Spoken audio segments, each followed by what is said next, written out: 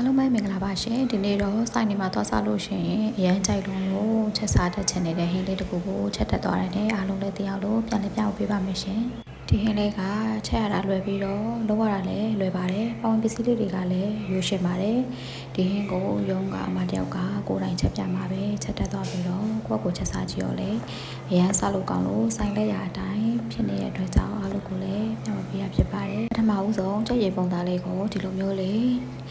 နှုတ်ကလေးတွေဆင်ပြီးတော့လှိပေးထားပါမယ်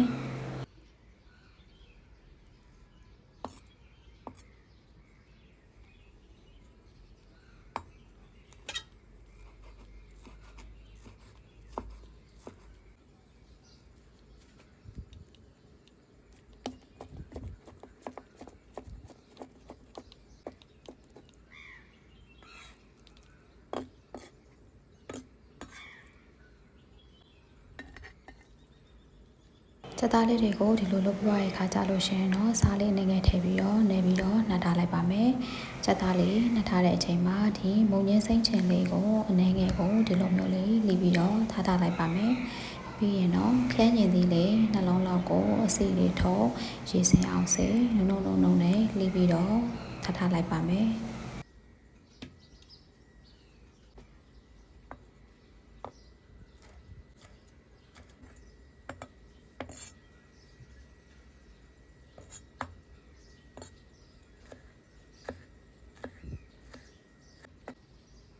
ပေါင်းပစ္စည်းလေးတွေအားလုံးစင်သင်ဖြစ်ပြီဆိုလို့ရှိရင်တော့အရသာအနေနဲ့စားနေငယ်နဲ့ချုံမုံနေငယ်ကိုလည်းပြင်ဆင်ထားလိုက်ပါမယ်စီတပ်ပို့အတွက်ကဒီငြိုသီးစိမ့်အနီရောင်လေးတွေတန်နေတဲ့ငြိုသီးစိမ့်လေးတွေကိုပဲရွေးပြီးတော့ဓာပြလေးရိုက်ပေးပါမယ်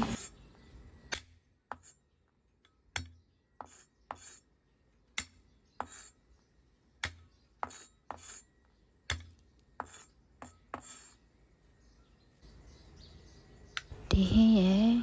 လျှို့ဝှက်ကပေါ့နော်အဲ့မှာပြောရတော့ဒီဟင်းလေးကစီဆူဆူလေးနဲ့ချက်ပေးရတာပိုကောင်းတယ်ပေါ့နော်စီကအရန်ကိုပို့ပြီးတော့မွေးလာပြီဆိုလို့ရှိရင်ဒီချက်သားလေးတွေကိုထည့်ပြီးတော့မှွေပေးမယ်ချက်သားလေးတွေကဖြူရောင်လေးတွေဖြစ်သွားပြီဆိုလို့ရှိရင်ဆဲလိုက်ပေါ့နော်အရန်ကြအောင်ချက်စရာမလိုဘူးပြီးရင်တော့စီနဲ့ငယ်ထက်စီဆူအောင်ဆောက်ပြီးတော့မြို့သီးကိုစီတက်ပေးမယ်မြို့သီးစီတက်တာလေးမွေးလာပြီဆိုတော့မှခန်းကျင်လေးရဲ့ဘုံရင်းစိမ့်ချင်ရဲ့ကိုထည့်ပြီးတော့ချက်ပေးပါမယ်